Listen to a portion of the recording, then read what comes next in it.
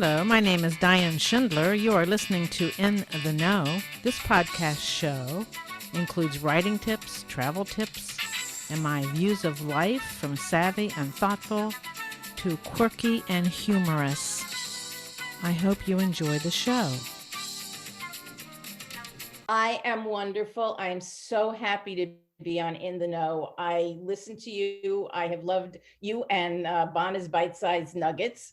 And I'm thrilled to be here giving you a few bites of me. I want a few bites of you. Thank you so much for coming. Give me a little tidbit of how you about your childhood and how this all began. I grew up on a diet of morbid fairy tales, really sad, sick ones. I grew up on endless episodes of Twilight Zone and Tales from the Crypt and all those creepy shows and stories my father would tell me when he put me to bed. My father was a master of the never-ending story. He would put me to bed telling me the story of, it was a dark and dreary night, and the captain said to Antonio, "Antonio, tell me a story." So Antonio began. The night was dark and dreary, and the captain said to Antonio, "Antonio, tell me a story." So Antonio began. The night was dark and dreary. You get the point. I fell asleep because I'm listening to this story and it just droned. That's so sweet, though. That is so sweet that your father That was did that. sweet. That was the sweet one. Then there was the other story. My father remembered this story from his boyhood growing up in Poland. It was about a trapper it was Pinsk from the town of Minsk. He was a trapper and he was heading to town with a sleigh full of furs when he turned around and there was a wolf behind him and the wolf was gaining on him. So he cut off his hand and threw it to the wolf. Now remember, I'm a child. Yeah. And it kept the wolf at bay. The wolf would stop, eat the hand, and the trapper would go on, and then he would turn around and see the wolf was gaining on him again. So he would cut off another hand, and I would go, "Oh, Daddy, how can he do that? How can he hold on to the sleigh?" "Oh, you interrupted me. We'll have to start again tomorrow night." Oh. And then the next night, Minsk was heading to town with his sleigh full of furs, and the wolf was gaining on him, and he would cut off a hand and an arm. But Daddy, how can he do that? "Oh, you interrupted me. We'll have to. I got smart. After a long time of this, I said, I am going to stay up and I am going to hear the end of this story, actually believing there was an end to the story.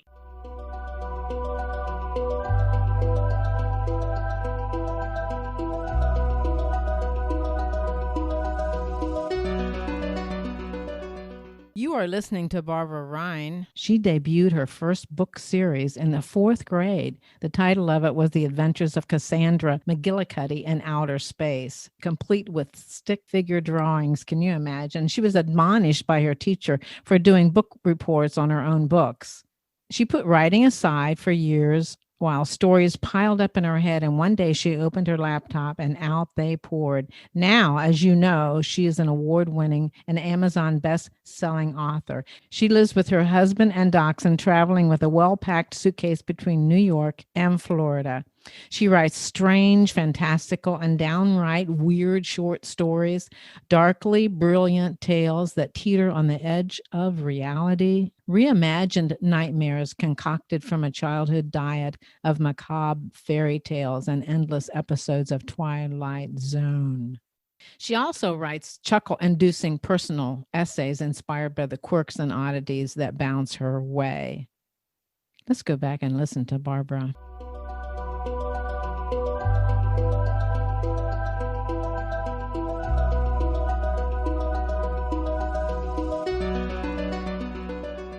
Oh my gosh. I mean, is this the kind of story you tell a child to put them to bed? Yes. Yes, because look what's happened. You've become an award-winning author and a bestseller on Amazon. I mean, come on. Yes. This is fantastic. And with my creepy stories. Yes, I love it. Well, tell us about your most recent book. Tales from the EERie Canal, 22 stories infested with a gaggle of goosebumps and delightfully creepy twists. A Twilight Zone of fantasy, horror, sci-fi, and romance. Fear the shadows, enjoy the ride, leave the lights on. Ooh. Murder by Toilet Bowl Plunger, Revenge by Pie, A Birthday Gift of a Trip to Hell, A School Teacher Tormented by Autumn Leaves, 22 stories like that. Yeah, I write my nightmares. A Sinister Mystery of Edgar Allan Poe, twisted in the dark humor of Edward Gorey. Bites of psychological horror sprinkled with bits of the absurd. Well, this is appropriate now because it's Halloween time. I know. And I love Edward Gorey. I think I fell in love with him when I first read his Ghastly Crumb Tinies. I don't know about Edward Gorey. He wrote an alphabet of the Ghastly Crumb Tinies are children who have been all done in by strange occurrences. They all died in an alphabetical order. A is for Amy, who fell down the stairs. B is for Basil, assaulted by bears. C is for Clara, who wasted away. D is for Desmond, thrown out of a sleigh. M is for Maud, who was swept out to sea. N is for Neville, who died of ennui. O is for Olive, run through with an awl. P is for Prue, trampled flat in a brawl. They've all been killed in the most awful ways, all these children, and there's an entire alphabet of them. Wow. You know what? You are such a cheerful person and happy and fun. I'm shocked that the basis for this is such all these children, 26 of them that died in certain ways. That's how you learned the alphabet. Yes. Wow. But you must know Edward Gorey. He did the illustrations for Masterpiece Theater. You know, the fainting damsels. Yes, I love his illustrations. Thanks for the information. I'll leave that. I'll try to find him and leave a link to his work in the show notes for this podcast. And that reminds me, all of you listeners out there need to make sure that you check the program notes. You can see pictures of all of Barbara's essays and her latest book and her author page that will all be there, including her email address as well as her Facebook page. Be sure to check the program notes.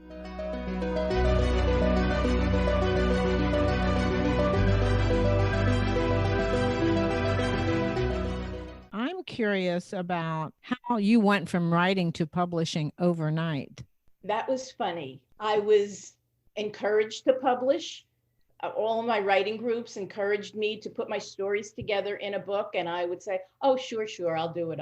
Was this at the Villages? In New York and in the Villages, yeah. And I was just clueless as how to do this. And it seemed like every time I got a pebble of knowledge, I was inundated with boulders of stuff I did not know. It was so overwhelming.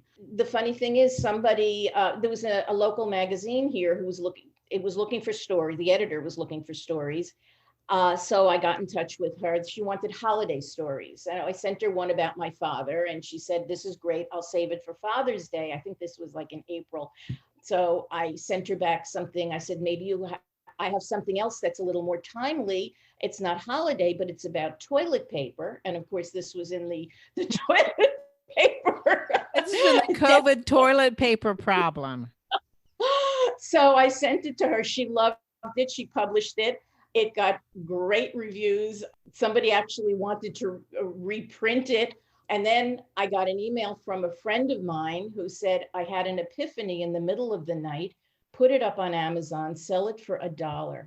So I went to KDP and I saw, oh, you just upload your manuscript. Okay. But now they want a cover. Okay. So I went to the free image sites and I found a cute toilet paper cover and I put it up. And the next thing I knew, I was published. And then the next thing I knew, it went to #1 in short reads on Amazon. Da, da, da, da. Congratulations. That's incredible. So I said, oh, this is not so bad. I can actually do this. So I put up 4 other essays on Amazon. And it just got me started step by step. You know, Anne Lamott, bird by bird, step by step, how I did it. And I said, this is doable. So then I said, okay, I need a cover. And people said to me, oh, no, you don't want a cover. You want to get an editor. And then they will, a publisher will do this for you. And I said, I'll be dead by the time somebody, I will. And this is a story. Wait a minute. You'll be dead by the time somebody what? Somebody actually says, okay, I'll publish your book. Oh, yeah, I know how that feels. This is what happened. I went to a Florida Writers Association conference. It was a 3-day conference, but the day before was a special day if you wanted to have a celebrity speaker to join with a celebrity speaker. And it was all about query letters. And I said, oh, this is what I need. So I went on Thursday, and 1 hour into this full day, I raised my hand. I said, how do you do a query letter for a compilation of stories? And he said, you don't. No editor or publisher will touch a compilation of short stories. There's no money in it. Wow. And then he said to me, so what are your stories about? I said, Twilight Zone type stories. And he said, what? That's too old. No one knows that anymore. Oh my gosh, you're kidding. So 1 hour into a 4-day conference, I'm ready to go home. Then I had already signed up. I did stay, but I had already signed up for a session with an editor who her bio seemed to fit with me. Mm-hmm. And the night before I'm to meet with her, I kept thinking, I can't give her my Twilight Zone pitch. That's terrible. That's old. What do I do? Now, if you've ever been to a conference, there are tables of people selling their services, editorial services, whatever. Mm-hmm. And it's like Halloween. It's like trick-or-treating. Every table you go to, they have a bowl of candy. Right. And my husband loved dark chocolate. So I had been collecting Dove chocolates, dark chocolates. And I'm lying in bed thinking, what can I do to present myself to this woman? And I'm looking at my chocolates across the way on the desk, and I go, dark chocolate. That's me. My stories are like dark chocolate. Oh, listen how creative you are. Some of them are milk and mild. A few are white and light. Well, I gave her that presentation, and she just looked at me and she says, I love this. Not my stories, my pitch. Oh. She gave me a card. And she said, I don't work in this field, but I might know somebody. So that didn't pan out, but at least I got some pitch out of it. And that's a great story, because so here you were faced with, quote, rejection within an hour and a half, and you turned it into chocolate. It's the way my head works.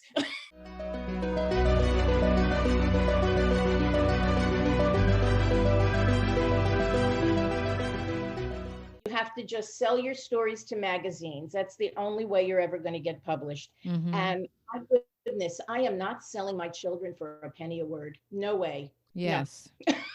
Yeah, Diane, it doesn't stop. And the only way it's going to stop if I stop taking showers, because that's where all my ideas come to me. You stop taking what? Showers. Oh, please don't. Well, that's the problem. I do take showers and everything comes to me. And that's it, in the shower? That's so interesting. Oh my goodness. I fix all my stories. I get new stories. I get all these ideas in the shower. How long are your showers? That's the problem. You're going to wash that creativity right out of your hair. I don't think so. You've told me all about your father and the stories that he told you at bedtime.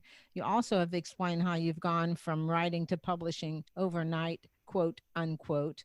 But you haven't told us about your bug phobia. Well, that's one of the things that scares me. There are things that scare me. And I've written 2 stories actually about this one.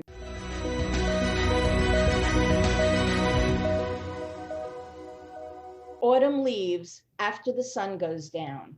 Have you ever been outside on an autumn evening where the wind is blowing, not strong, but it's just, there's this brisk wind coming, and you hear this skittering coming down the road. It's autumn leaves being pushed by the wind. And to me, it sounds like children running. And I think of them as the souls of dead children running down the street. Ooh. And then I got the idea that, oh, well, maybe these children are wearing autumn leaves on the soles of their feet. Mm-hmm. And so that spurred two different stories, the last leaves of autumn. Yeah. A school teacher's tormented by autumn leaves. It's the last leaves of autumn. Yeah. That's from the book that we've already talked about, that your most recent book. Yeah, her students were murdered, and she wasn't there that day. And it's all about her. You're scaring me, Barbara. You're scaring me. It was a story I was almost afraid to write because I live in New York. I'm very close to Connecticut, and I can tell you exactly where I was the day that those children were murdered at Sandy Hook Elementary School. Oh, yeah. And to even put that in a story, I almost thought it was sacrilege, but it's part of me. So I brought that in. You and Stephen King. He's the macabre too. Yes. And yes. he's brilliant.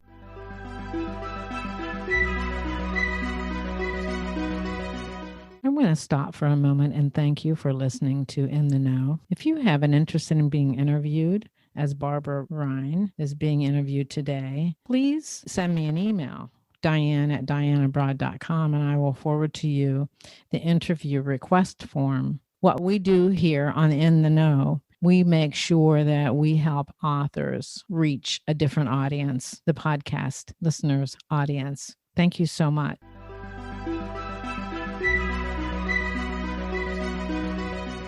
I'm afraid of the dark. I will admit that, because if you can't see it, it could be anything. And my imagination can just conjecture anything.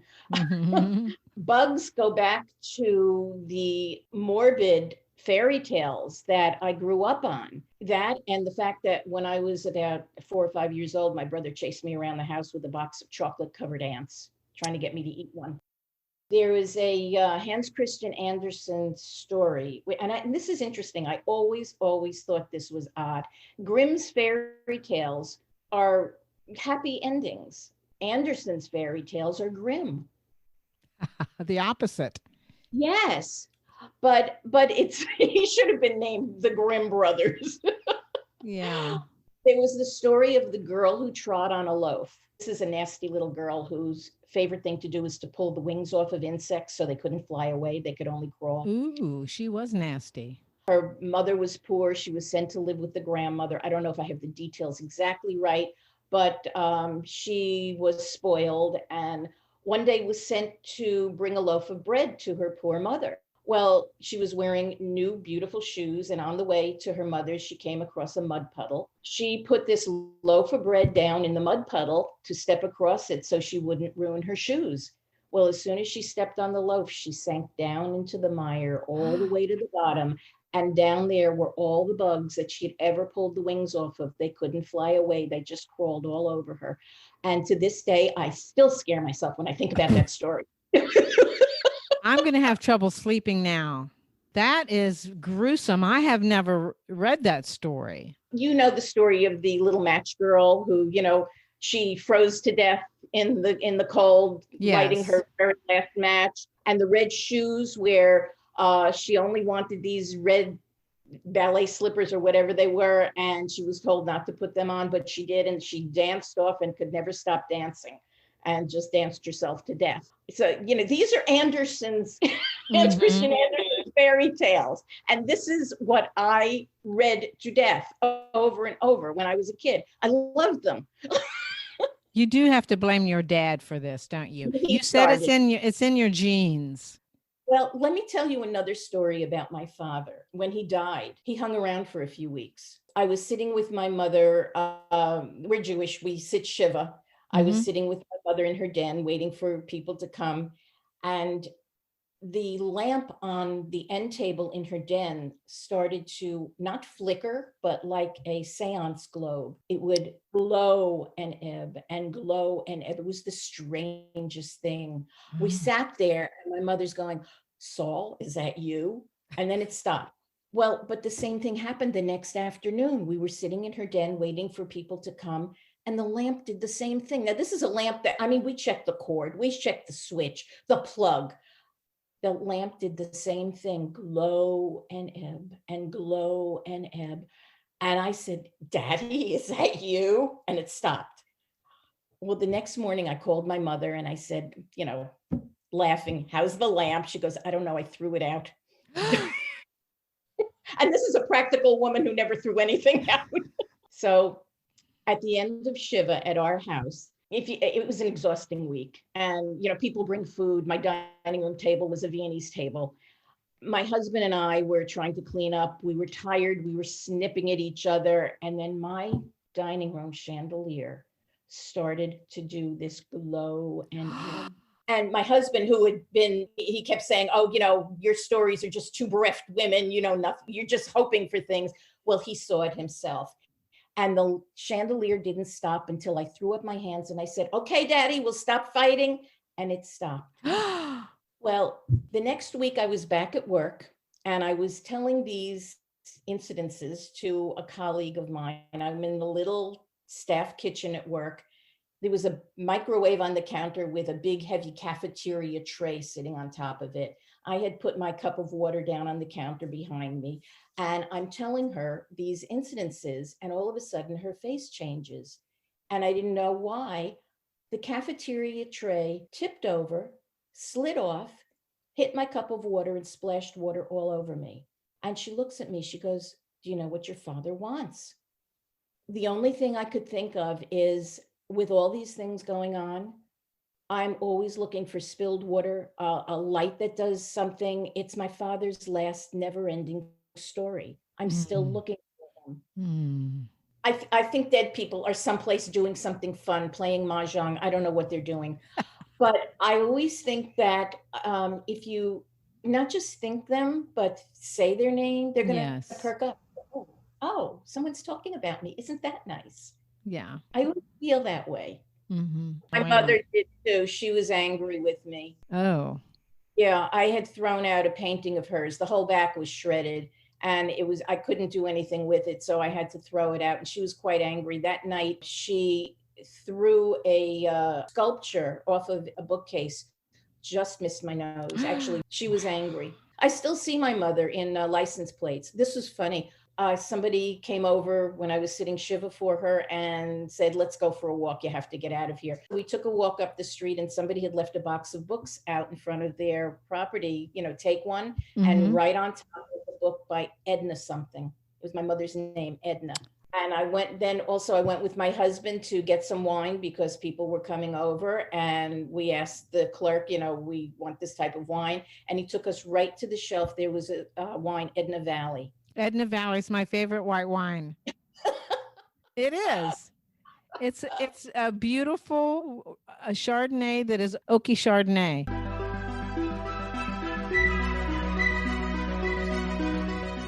How critiques in groups can confuse you as a writer.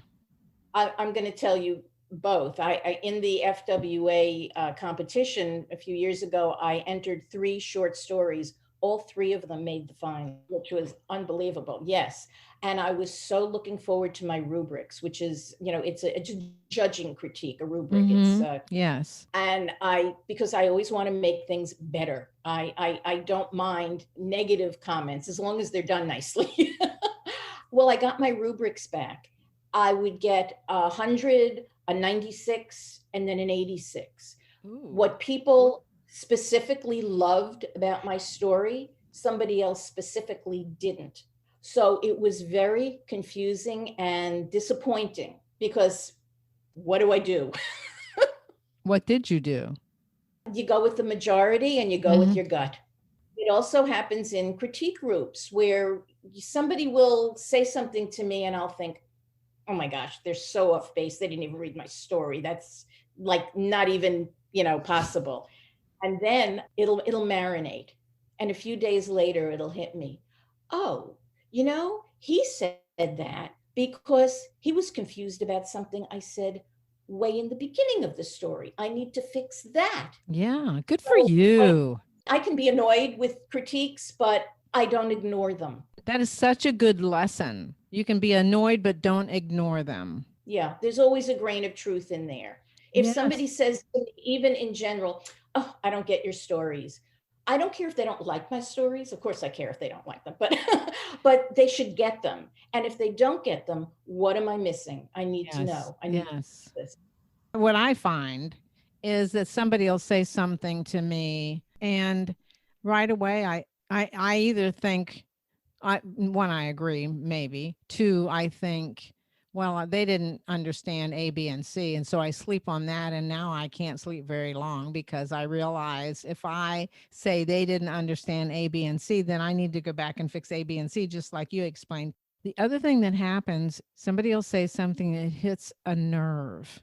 I knew that at some level in my head, I knew, but I think, oh, it's unimportant. Nobody will Uh, notice. And it Diane, comes crashing down at me in a critique. that is so, so true. Yes, it's like I tried to get away with something and somebody Yes, caught. that's Yes. right. You can't hide when you're Mhm. right. I want to thank you so much for your interview today. How much fun are you? And these stories are great, really great. And I'm so impressed. Thank you. Yes. Well, yes. They're humorous personal essays. Thank you. You have 5 humorous personal essays. I've listed all of those in the program notes. And then now we're looking at full blown book. The book is totally different than my humorous essays. These are creepy stories, 22 creepy stories. It's the other side of me. So the first 4 stories are humorous. Now you're creepy. Yes, the book is creepy. The essays are funny. I think it sounds to me like a perfect Halloween gift. It is, and it's not hardcore, gory horror at all. Although one story might be, but other than that, there's some tongue-in-cheek in there. I have a story about an opera singing dachshund who he's quite conceited and he commits murder. But I love that. I have to get some of your stories. I'm going to pull those down. They're 99 cents. These first 5 personal essays are 99 cents on Kindle. At the time of this podcast, we are a few days ahead of the actual publication of Tales of EERie, Canal. I'm about to give birth, and let me tell you, it's just as painful. Yeah. And it's not a lifetime commitment. That's the other thing, right? When you have a child, it's forever. Well, I don't know. With the marketing, it could be forever. Oh, yeah, that's true. Well, did we cover everything that you wanted to cover, Barbara? I think we did. Yeah, I already have some reviews up on Goodreads, and I'm so thrilled with them. My goodness, people are saying such wonderful things. I had goosebumps, throat lumps, and I'm sure I saw shadows on my wall. I have an unimaginable imagination. Just fabulous things they're saying. I'm not sure how her mind works, but I have to say she's one heck of a writer. Wow, that's fantastic. Congratulations. Thank you. I feel like I'm the new kid in junior high. Will they like me? You sound like Sally Fields. You like me, so they like you. Remember Sally Fields when she got the Academy Award? She said, you really, really like me. Well, those 3 Goodreads reviews that you just read, and the book isn't even published yet. Those are your early readers. That's so impressive. So you should be tall as a 7th grader now. Diane, you're very funny. So are you.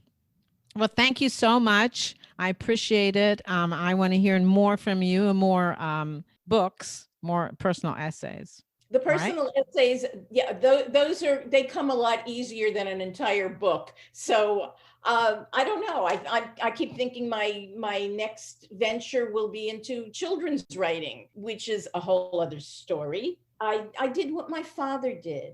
When my daughter was young, I would put her to sleep and tell her stories. She was living in the city and about to be married, about to move to California. She came home, went up to her room to gather some things to take with her, and I heard her screaming, "Mom, where are my books?" So I went upstairs and I said, "Which books?" Because we loved Mouse Tales and Frog and Toad. And no, the books you read to me when I was going to bed. The Shoelace, How the Cat Got Its Meow. Oh my goodness, Steph, think about it. The lights were out. I told you those stories. My daughter was devastated and I was elated because my stories made an impression on her. Yes. Of course, I felt sorry for her. But Sweet story. Too bad you'll have to conjure those stories back up. Too bad you didn't record them. They're probably in your head somewhere. You can find them. They are in there. Yeah, they're in one of the mailboxes. Yeah. Good. Well, thank you so much. Oh, Diane, thank you. This was so much fun, and I so appreciate you having me on the show. It was a delight. You are a delight. Good luck to you. Thank you. Thank you so much for listening to In the Know. If you would like to support the show, you can do so by subscribing and sharing it with your family and friends. You can like this episode, leave a comment, and even add a rating. Your support is very important to the success of In the Know. Thank you for listening and see you next time.